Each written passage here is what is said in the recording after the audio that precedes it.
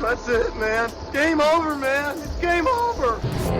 No tears, please. It's a waste of good suffering. Fairly alarmed here.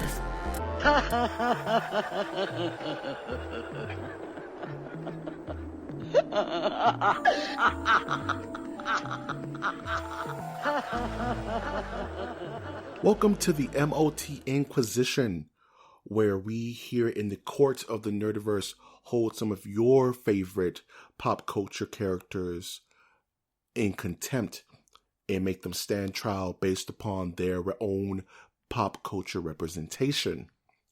Now, as you've seen on the title of this video, we're actually speaking about one in question that has affected the hearts and minds of adults to children to the elderly to cats, dogs living together in mass hysteria since his inception. And of course, I am talking about none other than your favorite friendly neighborhood Spider-Man. Now, how this show goes is that I will actually pit two forms of media against each other to see which one better represents the sole core of the source material of this character. Spider-Man originated in Marvel Comics in 1962, so we're going to be holding his film adaptations against his video game adaptations. Which one does it right better? That's what we're going to be deciding here today on the MOTN-Quisition. First on our list for the MOTN-Quisition are the films of Spider-Man. Spider-Man has appeared in 10 live-action films since he spun his first web, and we're going to put them to the test.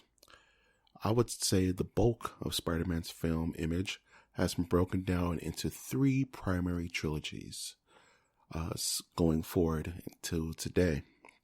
These would be the Sam Raimi trilogy, the Mark Webb reboot adaptation, and the current Marvel Cinematic Universe adaptation.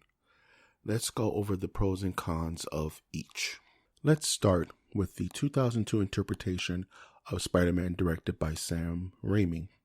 I would say that the biggest pro of the Raimi trilogy was the on-point representation of Peter Parker / Spider-Man by one Tobey Maguire.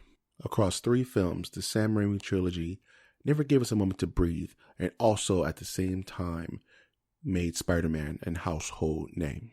I would say the primary con of the entire trilogy, unfortunately, was the rest of the supporting cast. While Tobey Maguire held the lion's share of screen time as Spider-Man, one cannot pass the supporting cast, which had hit or miss plot development and representation through their acting. Now, there are noticeable standouts from the supporting cast, such as J.K. Simmons as J. Jonah Jameson, and some would say Willem Dafoe as the Green Goblin. But there were some casting choices that left much to be desired. We're looking at you, Mary Jane Watson. So all in all, I would say the 2002 trilogy was a great adaptation of the character, while still bumpy in places such as villain development, character development, and overall story synergy, unfortunately, because it ended with Spider-Man 3. Next, I would like to go into the Mark Webb series, the two-part full story of his envisioning of Spider-Man. This would include the Amazing Spider-Man film, and also the Amazing Spider-Man 2. I would say the biggest pro of this series was providing a fresh new story for Peter Parker. At this time, there was some franchise fatigue due to the way that Spider-Man 3 was handled by its parent company, Sony, which currently owns the rights to Spider-Man film content. Mark Webb then took this opportunity to give us a new view on the web slinger, more to his story and what you thought was the origin of Spider-Man. Taking some inspiration from the Ultimate Spider-Man run of comic books, we delve into the circumstances surrounding the death of Peter Parker's parents and how him becoming Spider-Man may have not been up to circumstance and coincidence. So I would say the biggest pro is definitely this brought to light new shadows that were hidden within the Spider-Man lore that most fans may not have been aware of, and gave a fresh coat of paint to this character. I would say the biggest con of the Mark Webb trilogy unfortunately, was that there was too many chefs stirring the pot. At the time, Sony had big aspirations for Spider-Man film franchises to explode and to become more along the lines of the newly minted Marvel Cinematic Universe. So, for the Spider-Man sequel, Amazing Spider-Man 2, there were multiple plot lines, multiple villains, and multiple ways to create their own extended universe. This caused much confusion within the plot and caused the actual film to suffer. This was the nail in the coffin of the Amazing Spider-Man non-trilogy. Marvel Studios and Sony Pictures combined to ensure fans that Spider-Man was finally coming home, and thus was born the new version of Peter Parker that we have today. Across 3 films currently, being Spider-Man Homecoming, Captain America Civil War, and Avengers Infinity War, we have received very little information on our new wall crawler. I would say the biggest pro of this new Spider-Man is the portrayal from young Tom Holland, who plays the titular hero Spider-Man. Tom Holland's performance as a young wall crawler, finding his own way to do what is right, has stolen the hearts of Spider-Man fans the world over. Though this series is young, I would say that the only con that I can find with his portrayal of the wall crawler up until this point is that he has not been able to live up to the full mantle of being Spider-Man. Being a young hero has its perks, but it also has its drawbacks in regards to the abilities that we know Spider-Man to perform. To quote Tony Stark, he has to stay low to the ground, and his villains have yet to be fully realized. Though the great cinematic performance of Michael Keaton as Vulture, there is still much to be shown for this new wall crawler to really stick the landing. Overall, I believe that the film versions of Spider-Man have been more than a half measure. They have always given us a great look into the character of Peter Parker and how he has internalized this responsibility to be a hero. Though his supporting cast may have suffered throughout these films, they still represent a strong young character that we all can rally behind. Now let's talk about the video games, shall we? Since this character's creation, Spider-Man has been featured in numerous video games spanning 15 gaming platforms. Today, we're only going to discuss 3 games that best represent the old webhead. These games will include Spider-Man Shattered Dimensions, Ultimate Spider-Man, and the 2018 blockbuster PS4's Marvel's Spider-Man. How do the video games of old stand up to represent Spider-Man in this court of MOTN? Let's find out. Let's talk about Shattered Dimensions. Debuting in 2010, Spider-Man Shattered Dimensions was a virtual love letter to all things Spider-Man. Over the years, Spider-Man has had multiple interpretations, and over the years, this game has perfectly captured the experiences of these alternate versions of the character. Voiced by past Spider-Man voice actors, through television and cartoon adaptations, you are able to play as 4 versions of the wall crawler. These versions include playing as the Amazing Spider-Man, the futuristic Spider-Man of the year 2099, the mysterious version of Spider-Man Noir, and the updated rendition of the Ultimate Spider-Man. Each version providing a different playstyle and aesthetic that made the game a must-have for all lovers of the wall crawler. The major con I would give for this game is that we're not giving enough time to actually get to know these alternate versions of the character. Each of these versions has their own deep, rich tapestry of history and stories that can fill an entire game on their own. It just leaves me wanting more when I play these characters that much less.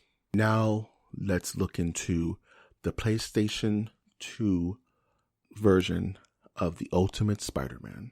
I would say the biggest pro of this game is the balance between the titular Spider-Man character and being able to play as, I believe for the very first time, Venom, who has been shown to be his dark, doppelganger, as it were. This game is a 2005 interpretation of the Ultimate Spider-Man comic written by Brian Michael Bendis and art done by Mark Bagley. In this game, you're given control of the Ultimate Spider-Man and his dark reflection, Venom, each providing a different playstyle and storyline that best tells the tale of Peter Parker's internal struggle with the black suit and the consequences of his actions. I would say that one of the major cons of this game, given the time, was the repetitive gameplay and the unimaginative story progression. Though this was a faithful telling of the Ultimate Comics version of Spider-Man, the game progression and storyline made this game less than perfect. Introductions to these characters, as well as cameos from other Marvel heroes, did liven the actual gameplay, but the overall story and ending did more harm than good.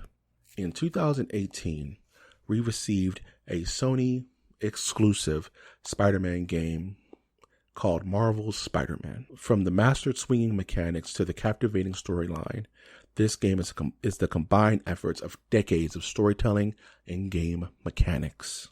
Though the game does take some liberties with the story and the character himself, nothing quite captures the heart and soul of what Spider-Man represents like this game.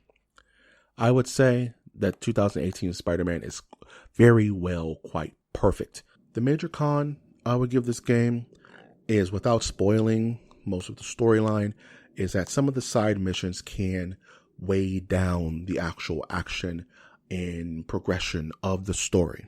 Though it is hard to find flaws in this gem, there are some errors that can be corrected.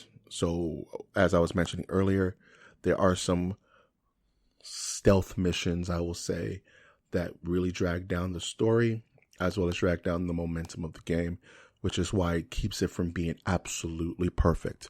Overall, I feel that the 2018 version of Spider-Man and the PS4 game perfectly give us the feeling of being Spider-Man and also tells us a great story of power and responsibility. So what's the verdict?